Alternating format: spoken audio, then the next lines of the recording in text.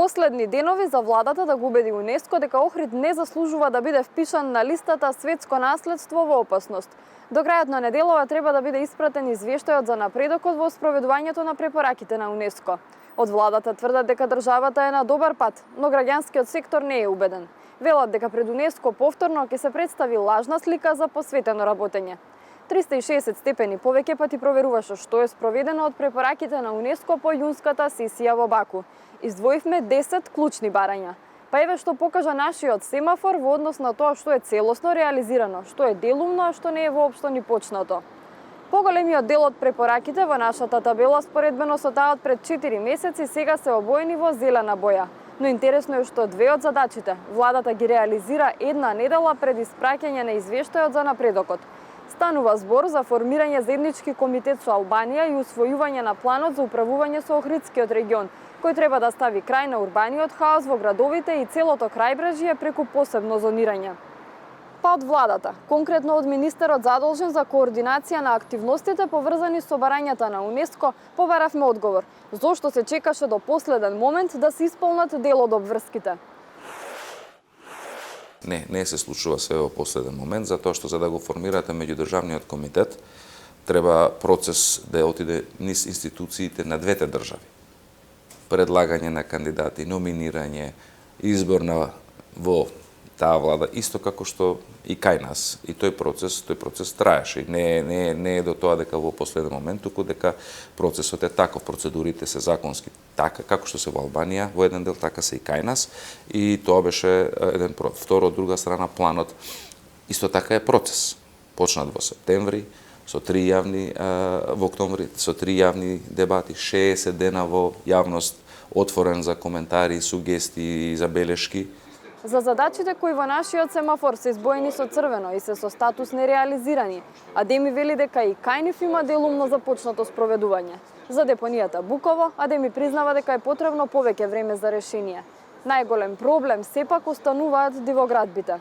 Процесот на рушење на дивоградбите е надлежност целосна на општините, кога збориме за оној дел. Да, државниот инспекторат за објектите во заштитеното во централното подрачје, меѓутоа како целина трите општини имаат обврски законски тие. Ние како влада и тогаш и денеска и утре тврдиме дека стоиме на располагање на општините секогаш да излеземе во пресред кога за тоа ќе имаат потреба. Општините, барем во оваа ситуација, општина Охрид и градоначалникот прават максимални напори во рамките на буџетот што го имаат со ребалансот неколку пати околу средства, одвојување средства за решавање на тоа. Општина Охрид почна со уривање, но целата акција се сведе на неколку отстранети диви платформи и 2-3 приватни куќи, чии сопственици најавија дека самите ќе ги урнат.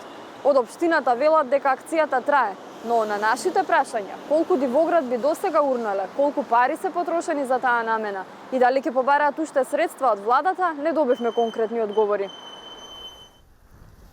Во текот на изминатиот период беа отстранети дивопоставените платформи од угостителските објекти кои се лоцирани на крајбрежјето на Охридското езеро, во потегот од местноста Јано до населбата Канео. Како што имаме соопштено и претходно, досега се постапуваше и ќе се пристапи кон отстранување на објекти за кои не постојат правни пречки за отстранување. За реализацијата на препораките ја консултиравме и невладината Фронт 2142, чии истражувања покажале дека само за 2 мерки може да се каже дека има делумно исполнување. Станува збор за мораториумот за градба и планот за управување. Објаснувањето е дека не може да се направи реална анализа што е де факто направено за другите мерки, бидејќи владата не им ги дава на увид ниту записниците од владините седници на кои се дискутирало за УНЕСКО, ниту регистарот на дивоградби.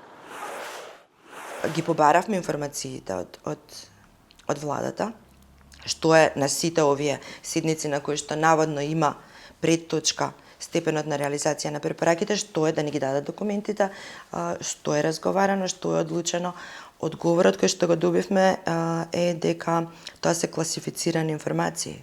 Стојковска вели дека актите со кои владата се фали дека се донесени не се спроведуваат соодветно. Планот за управување според неа не може да стапи на сила без закон за управување со Охридскиот регион. а мораториумот кој важи до февруари од самиот почеток е манипулативен, бидејќи низ Охрид постојано се гради. Се дополнува списокот за што се не важи мораториумот. Значи, со други зборови, се што е планирано, договорено, не навлегуваме тоа, таа одлука нема да спречи да се реализира. Нема да спречи урбанизација на Елшани. Нема да спречи нов кеј кој што навлегува 3 метри во езеро.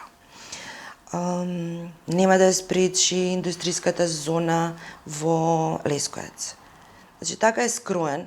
Освен називот, името мораториум, нема да спречи урбана и крајбрежна трансформација, која што е препораката, суштинската препорака. За граѓанскиот сектор и по Баку нема дилеми дека единствениот спас за Охрид е тој да се впише на листата наследства во опасност, бидејќи според нив таму реално и припаѓа. За власта пак, надежите се во реактивната мисија на УНЕСКО која доаѓа во посета на земјава в четврток, 2 дена пред истекот на рокот за испраќање на извештајот.